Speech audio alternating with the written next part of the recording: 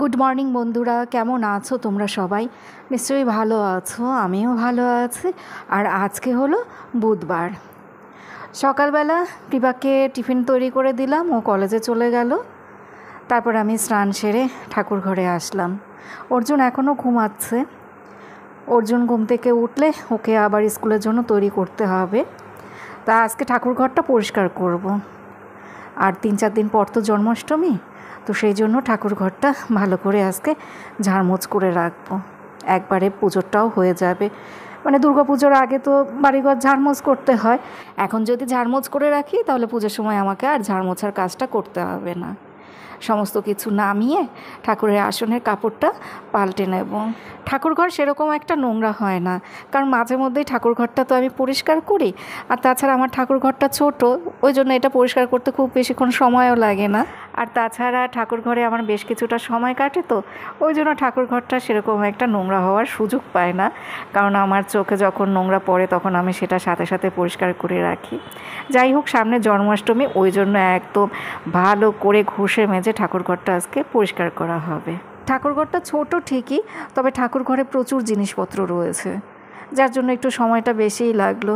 ঠাকুরঘরে যে সমস্ত ছোট ছোট কৌটোগুলো রয়েছে সেগুলো আমি ঠাকুরঘরে বসে বসেই সব কিছু ঘষা মাজা করে রাখলাম। ঠাকুরের আসনে যেসব বইগুলো রয়েছে সেই বইগুলো নামিয়ে ঠাকুরের আসনের কাপড়টা পাল্টে নিলাম।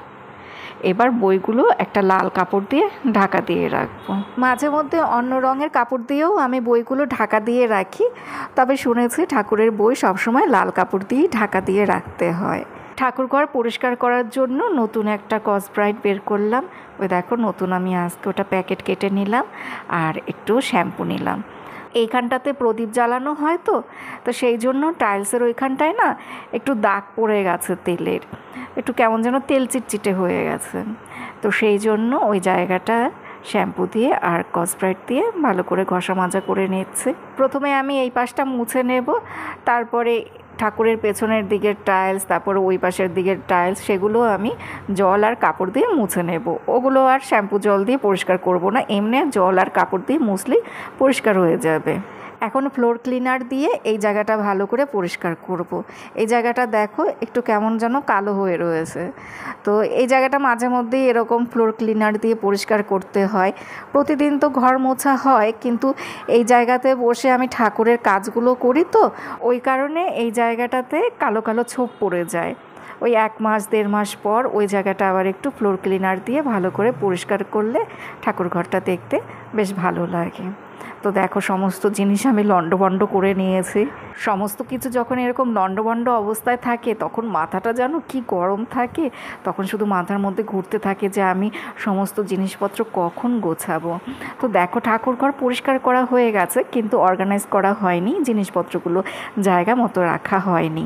অর্জুনকে স্কুলে পাঠিয়ে তারপর বাকি কাজে আবার হাত দেবো। আরে আজকে তো টুয়েসডে, আমি এটা কেন পড়ছি? আজকে তো রিনি, আজকে গেমস ক্লাস না? তবে কবে? গতকাল তো মানডে ছিল, আজকে তো টুয়েসডে, আজকে গেম নেই। কি মিথ্যে কথা? আমি জানি না, আমার খেয়াল নেই। বল ঠিক করে। আজকে ওয়েডনেসডে না?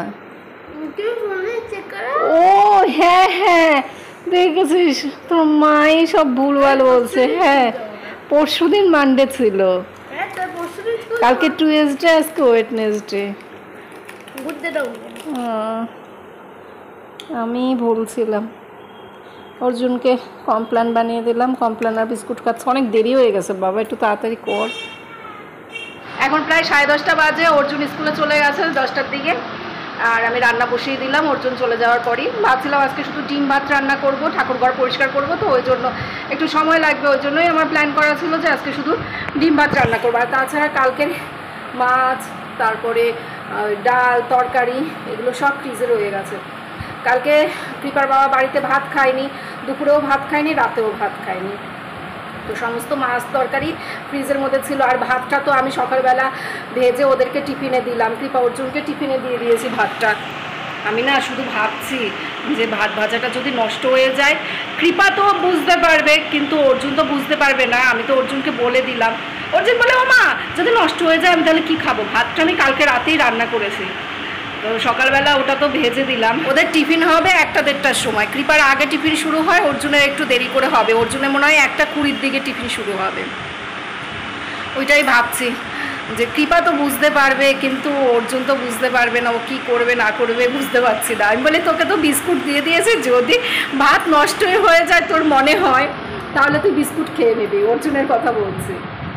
আর কৃপার তো কোনো ব্যাপার না, ভাত নষ্ট হয়ে গেলেও ও ওই কিনে খেয়ে নিতে পারবে। কিন্তু ভাতটা বেশ ভালো, একদম ঝরঝরে ছিল। সকালবেলা আমি যখন ভাতটা ভাজা করলাম, ভাতটা একদম খুব সুন্দর ঝরঝরে ছিল। এবার এই 1-2টোর মধ্যে তো নষ্ট হয়ে যাওয়ার কথা না। যাই হোক, কি বলছিলাম তোমাদেরকে, ও আজকে ভাবছিলাম সেই ডিম আর ভাত রান্না করবো। এবার আমার বর বাজার নিয়ে আসছে সকালবেলা, সেই নিয়ে একচোট হয়ে গেছে। আর ওই ঠাকুরঘর পরিষ্কার করতে করতেই আমার সেই ঝগড়াঝাটি শুরু হয়েছে। ওকে আমি বলেছি ঠাকুরের জন্য ফুল ফল নিয়ে আসতে। আর বাজারের কথা আমি কিচ্ছু বলিনি, আমি ওকে এর মধ্যে বলে দিয়েছি যে আমি যখন বলবো বাজার আনতে তখনই বাজার আনবে, তাছাড়া বাজার আনবে না। ও সেই বাজার নিয়ে এসে পরে তোমাদেরকে দেখাচ্ছি কী কী বাজার নিয়ে এসছে। তো এখন শুধু এই দেখো, এই ভেন্ডি, এই যে আবার ভেন্ডি কেটে নিলাম, কচি কচি দেখে ভেন্ডি নিয়ে এসছে, বলে ভেন্ডি নিয়ে এসছে, ভেন্ডি পোস্ত করো। তো এই সর্ষে দিয়ে ভেন্ডিটা ভাপা করবো, এটা এই যে ঝটপট করে কেটে নিলাম। শাপলা নিয়ে এসছে, তো শাপলাটা আজকে খেয়ে নিলে ভালো হতো, কিন্তু শাপলাটা কাটতে তো সময় লাগবে, তো ওই জন্য আর আমি শাপলাটা রান্না করব না, ওটা কাটতে অনেক সময় লাগবে। আমার এখনও দেখো ঠাকুরঘরের কাজ হয়নি, আমি আবার ঠাকুরঘরে যাব, রান্নাটা সেরেই আবার স্নান করে ঠাকুরঘরে দৌড়তে হবে। আলু, কুমড়ো আর এই যে শাপলা, কুমড়োটা ফ্রিজে রেখে দেই, ভেন্ডিটা তো রান্নাই করে নেব। শাপলাটা দেখি সন্ধ্যাবেলা যদি পারি তো কেটে রাখবো, শাপলা তো কালকে রান্না করতে হবে। এখন জানো তো আবার ইলিশ মাছ নিয়ে আসতো, আমাকে এসে বলে যে আমি তো ইলিশ মাছের কথা বলে এসছি, ওরা তো মাছ কেটে রাখছে। তারপর আমি চেঁচামেচি শুরু করেছি, সেই জন্য ওই মাছের দোকানদারকে বারণ করে দিল, বললো ওই মাছ দিতে বারণ করে দিয়েছে। ফ্রিজের মধ্যে মাছ রয়েছে। তারপর আজকে তো আমার ডিম সেদ্ধ করা হয়ে গেছে, আমি সকালবেলা ডিম সেদ্ধ করে রেখেছি, ডিম রান্না করবো। ওই জন্য শুধু আবার কতগুলো টাকা খরচা করে ইলিশ মাছ আনার দরকার আছে? ব্যাগ ভরে বাজার নিয়ে আসবে, রান্না করব, আর সেটা খাওয়ার ঠিক মতো লোকও থাকবে না, এদিকে আমার ঘরের কাজকর্ম সব করে থাকবে, ওইসব নিয়ে এই চেঁচামেচি করলাম। রান্না করার পর যদি সেটা সদ্ব্যবহার হয়, যে না সবাই ঠিকঠাক মতো খাওয়া দাওয়া করছে, তা না হলেও এক কথা, ছেলে মেয়ে কেউ বাড়িতে থাকে না, কৃপা থাকে কলেজে। আমি বারবার বলে দিয়েছি যে ছেলে মেয়ে এখন বাড়িতে থাকে না, অল্প অল্প বাজার আনবে, বেশি কিছু এখন আর আমাকে রান্না করতে হয় না, অল্প অল্প একটু রান্না করলেই হয়। আমাকে কোনো সময় কোনো কিছু জিজ্ঞেস করবে না, নিজের মন মর্জি মতো চলবে। যখন বলবো বাজার আনতে তখন আনবে না, যখন বলবো না বাজার আনতে সেই সময় বাজার আনবে। আজকে বন্ধুরা শুধু ঘষা মাজারই দিন। ওই দেখো এখন মার্বো কেয়ার নিলাম, মার্বো কেয়ার নিয়ে তারপরে এই যে রান্নাঘরের টাইলস, পাথর এগুলো সব পরিষ্কার করব। কেন যে এই রান্নাঘরে পাথরটা লাগিয়েছিল, রান্নাঘরে ভুলেও কখনো এরকম পাথর লাগাবে না। টাইলস পরিষ্কার করা সহজ, টাইলসের মধ্যে যতই দাগ পড়ুক না কেন সেগুলো কিন্তু সহজে তোলা যায়, কিন্তু এই পাথরের মধ্যে একটু দাগ পড়লে সেটা তোলা যে কি মুশকিল। আর তাছাড়া রান্নাঘরের পাথর বুঝতেই পারছো, ওই তেল চিটচিটে একটা ভাব থাকে, এগুলো পরিষ্কার করতে আমার যা কষ্ট হয়, মাঝে মধ্যেই পরিষ্কার করতে হয়, তা না হলে তো দেখতে ভালো লাগে না, নিজের কাছে নিজেরই খারাপ লাগে। রান্না করতে করতে এই সমস্ত কিছু পরিষ্কার করে নিলাম। রান্নাঘরের 3 দিকে টাইলস রয়েছে, সেই টাইলস, তারপর জানলার কাজ, এগুলো সব ঘষে মেজে রাখলাম। ভাবছিলাম চিমনিটাও পরিষ্কার করব, মানে চিমনির উপরের দিকটা, কিন্তু সেটা আর করা হয়নি, আর পারছিলাম না। এই দেখো ডিম আর সর্ষে ভেন্ডি রান্না হয়ে গেল, তো এগুলো ঢাকা দিয়ে রাখি। চিমনির উপরের দিকেও দেখলাম কেমন যেন তেল তেলে হয়ে রয়েছে, নোংরা পড়ে রয়েছে, তো ওটা পরিষ্কার করে নিলে ভালো হতো। ওটা অন্য আরেকদিন করব, আরেকটু নোংরা হোক, তারপর সামনের সপ্তাহের দিকে ওটা পরিষ্কার করব। আর এই কোনায় দেখো তেলের শিশি, তারপরে চিনির কৌটো, লবণের কৌটো, আর ওগুলো রাখার জন্য যে ঝুড়িগুলো রয়েছে সেগুলো সব কিন্তু আজকে আমি পরিষ্কার করলাম। বললাম না আজকে শুধু ঘষা মাজা করা। রান্নাঘরের কাজকর্ম সেরে আবার স্নান করলাম, স্নান করে তারপর ঠাকুর ঘরে এসে আসনের কাপড় পাল্টানো, ঠাকুর ঘরের জিনিসপত্র যেগুলো ছড়ানো ছিটানো ছিল সেগুলো সব ঠিকঠাক করে রেখে তারপরে ঠাকুরকে স্নান করিয়ে ফুল তুলসী দিয়ে সাজিয়ে পুজো দিলাম। আজকে ঠাকুরের ভোগে দিয়েছিলাম শসা। আর তোমাদেরকে এই জায়গাটা একটু দেখিয়ে দিই, এই জায়গাটা এরকম ছিল না। এই জায়গাতে ঠাকুরের প্রয়োজনীয় জিনিসপত্রগুলো আমাকে রাখতে হয়, এগুলো আলমারির মধ্যে রাখলে হয় না। পুজো দিতে যখন বসি তখন এগুলো আমার দরকার হয়, তো ওই জন্য এগুলো আলমারির মধ্যে রাখি না। তো এই জায়গাটা আজকে একটু ঠিকঠাক করে নিয়েছি। এগুলো ওই ছোট ছোট কৌটোর মধ্যে ছিল, আজকে আমি বাস্কেটটা নিয়ে এসেছি উপরের ঘর থেকে। তো এটার মধ্যে ধরে গেছে এই টুকটাক জিনিসপত্রগুলো, দেশলাই, তারপরে সলতে, ঠাকুরের পাগড়ি, 2-3টে পাগড়ি রয়েছে এই যে গোপালের, তারপরে মালাও আছে এর মধ্যে নিচের দিকে, ঘি, মধু, সিঁদুর, 2 কৌটো সিঁদুর রয়েছে, ঘি, মধু। আর এটার মধ্যে এখন গঙ্গা জল রয়েছে। এটার মধ্যে আমি ঠাকুরের পারফিউম বানিয়েছিলাম, তো পারফিউমটা শেষ হয়ে গেছে, এখন গঙ্গা জল রেখে দিয়েছে এর মধ্যে। আবার পারফিউমটা বানিয়ে নেব। পারফিউমের যে ওই যে এটা থাকে, সেন্টটা থাকে, সেটা না খুঁজে পাচ্ছি না, ওই জন্য পারফিউমটা বানাতে পারিনি। আর এই কৌটোর মধ্যে রয়েছে ধান,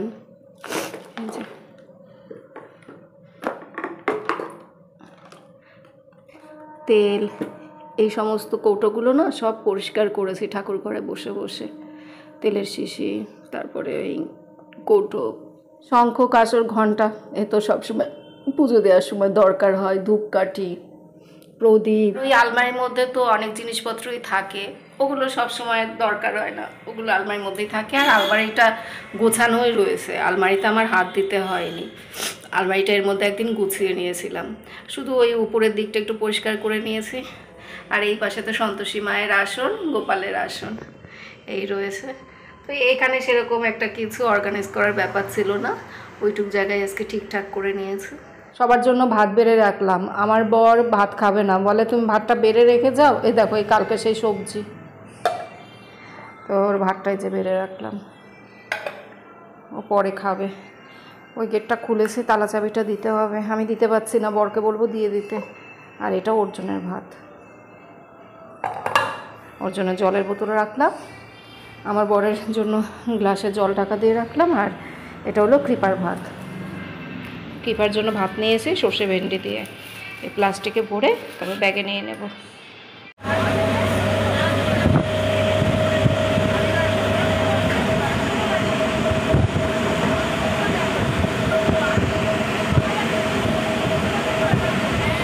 4:40 বাজে, তো প্ল্যাটফর্মে বসে রয়েছে। চুলের যা অবস্থা, চুলটাকে এই যে ভালোভাবে আটোসাটো করে যেইভাবে আমি ক্লাচাং দিয়ে আটকে আসি ওইভাবেই ভালো, এইভাবে চুল বাঁধলে চুলের আর কোনো কিছু থাকে না। কিবার জন্য ওয়েট করি, ও আসলে তারপরে ওই 5:45 ট্রেনটা ধরবো। বসে বসে ভিডিওটা এডিট করে দেখি কতটা কি করা যায়। ভাত নিয়ে এসে শুনে কৃপা খেতে যাচ্ছে না, আর আজকে আসতে তো কৃপার দেরি হয়ে গেছে, এইমাত্র আসলো, আর 3 মিনিট পরই ট্রেনটা দেবে। মাঝে মধ্যেই এরকম হয়, রাস্তায় জ্যাম থাকে, বাসগুলো তো টিকটিক করে আসে, ও তো ছুটতে ছুটতে আসে। দৌড় দিয়েছিস রে বাস থেকে নেমে? হ্যাঁ, তুই তো আবার ভিড় থাকলে সেই রাস্তায় হাঁটতে পারিস না, কি করেছিস? ওই রাস্তায় তো খুব ভিড়, বাস থেকে নামার পর টেনে টেনে চলে এসছিস। জানিস যে তাহলে মা বকা দেবে, লেডিসটা পাবো না। পাবো আমি দেখতে শুনতে পাচ্ছি। তুই তো একদম ঠিক সময়ে এসছিস, 3-4 মিনিট আগে এসছিস। যখন ওই সাবওয়েতে তখন অ্যানাউন্স করছে। হ্যাঁ, ওই সাবওয়ে আর এখানে তো অ্যানাউন্স করে দেরি করে, অনেক দেরি করে অ্যানাউন্স করে। বুঝছে, এখনো আসেনি।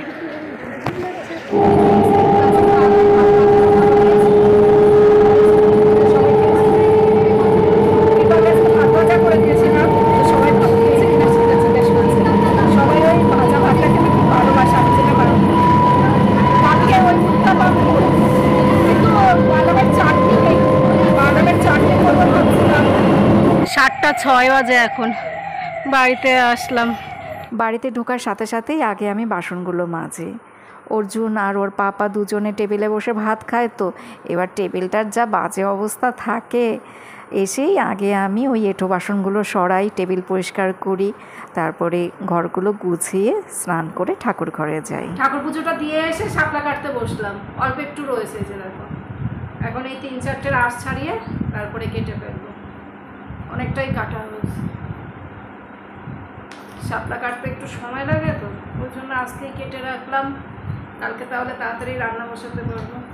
এগুলো তাড়াতাড়ি কেটে কুটে তারপরে খবর দেখবো, খবর নিয়ে বসবো। আর খবর না দেখতে ইচ্ছে করে না, সেই এক জায়গায় দাঁড়িয়ে রয়েছে, কোনো কিচ্ছুর সুরাহা হচ্ছে না, সেই এক জায়গায়। ভগবান জানে এরা কী করছে, কী চায়। সবাই তো বলে সিবিআইয়ের হাতে গেছে, ওই হবে সেই হবে। সিবিআই তো ওই এক জায়গাতেই দাঁড়িয়ে রয়েছে। সিবিআই ভদ্রতাই মনে হয় দেখায়, ভদ্রতাই দেখাচ্ছে শুধু, কোনো কিছু রহস্যের উদ্ঘাটন করতে পারে না, মুখ খোলাতে পারে না, কিছুই তো করতে পারছে না সিবিআই। মেয়েটা ঠিকঠাক মতো বিচার পাবে কিনা ভগবানই জানে। কোনো রহস্যেরই তো উদ্ঘাটন হচ্ছে না, কারোরই তো মুখ খোলাতে পারছে না। নাকি এইখানেই থমকে থাকবে বিচার ব্যবস্থা, নাকি ভগবান জানে। কবে আছে দেখি ওপেন করো। তুমি যাতে ফ্যান চালিয়ে রান্না করতে পারো সেই ব্যবস্থা করো। ছোট ফ্যান, বড় ফ্যান। আর কত ফ্যান লাগবে? একটা তো ফ্যান রয়েছে। খাবার কি এনেছিস? ওই কি যেন অ্যাডজাস্ট ফ্যান, কি বলবে? দেখে দাও, কি বুঝি না। আর কি আর নাই তো মনে কিছু। খাবার এই যে এইটা এরকম বসিয়ে রেখে তারপরে রান্না করব। হ্যাঁ, এটা বসে মানে এটা গ্যাস জ্বালালে এটা বসিয়ে দিতে পারবে, তাহলে তোমার ই হবে, কি বলে, এই গ্যাস বুদ্ধি, সাশ্রয়। এই বুদ্ধি আবার কে করলো? এইরকম যে কোনো জিনিস আছে সেসব তো আমি জানতামই না। হ্যাঁ, সবার বাড়িতে লাগানো হয়ে গেছে, সবার বাড়িতে লাগানো হয়ে গেছে। হ্যাঁ, আমি তো কোনোদিন দেখিনি, জানিই না। ওই যে পাখা চালালে হাওয়াটা এদিক ওদিক করে, সেই জন্য এই ব্যবস্থা। এবার এটা আর কি বসিয়ে রান্না করলে তাহলে আর আগুন ছোটাছুটি করবে না। আমি জানো তো এই জিনিসটা প্রথমবার দেখছি। আর এই ধরনের যে কোনো জিনিস হয় আমার কোনো আইডিয়াই ছিল না। এই টাইপেরও যে কোনো জিনিস হতে পারে এটা আমার ধারণার বাইরে ছিল। আমি তো অবাক এই টাইপের জিনিস দেখে। কত বুদ্ধি মানুষের মাথায়, দেখো কি সমস্ত জিনিস বানিয়ে অনলাইনে বিক্রি করছে। আমি কৃপাকে নিয়ে আসার পর থেকে দেখছি এই বাক্সটা খাটের উপরে। তো আমি ভাবলাম কি কৃপা মনে হয় অর্জুনের জন্য কোনো কিছু অর্ডার করেছে, সেটা এসছে। রাখি পূর্ণিমার দিন অর্জুনকে কোনো গিফট দেয়নি, তো কৃপা তো সেটা অনলাইনে অর্ডার করেছিল। ও আমাকে বলছে যে 2-1 দিনের মধ্যে আসবে, তো আমি মনে করেছি সেটাই মনে হয় এসছে। তো আমি এটা আর কি অর্জুন আসার পর খুলবো এরকমই একটা আমার ধারণা ছিল। তো কৃপা বলে কি যে না মা, আমার মোবাইলে কোনো মেসেজ আসেনি, তো আমার মোবাইলে তো কোনো ডেলিভারি বলে কোনো মেসেজ আসেনি। তারপরে ওই আমার বরকে জিজ্ঞেস করলাম, আমার বর বলল যে এটা তোমার জিনিস। তারপরে খুলে দেখি এই যে এই জিনিস। কি অদ্ভুত, তাই না? এটা নাকি আমার জায়ের বাড়িতে ব্যবহার করা হয়, তো সেটা আমার বর দেখেছে, সেজন্য এই আমাদের রান্নাঘরের জন্য অর্ডার করলো। কালকে থেকে এটার উপরে বসিয়ে রান্নাবান্না হবে। এটা বসিয়ে রাখলে ওই আগুনটাও আর কি সেফ হয়, আগুনটা বাইরে বেরিয়ে যায় না। তো এটা হয়তো বসিয়ে দিলে আগুনটা আর বাইরে যেতে পারবে না, রান্নাটা তাড়াতাড়ি হবে, আগুনটা এক জায়গায় থাকবে। আর এসাকে এই যে দুটো হুক অর্ডার বলছে, হুক দিয়েছে, এই যে এই দুটো ফ্রি দিয়েছে। আমার বর বুঝতে পারছে না, ও তো এগুলো ব্যবহার করে না বা কোনোদিন দেখেও নি।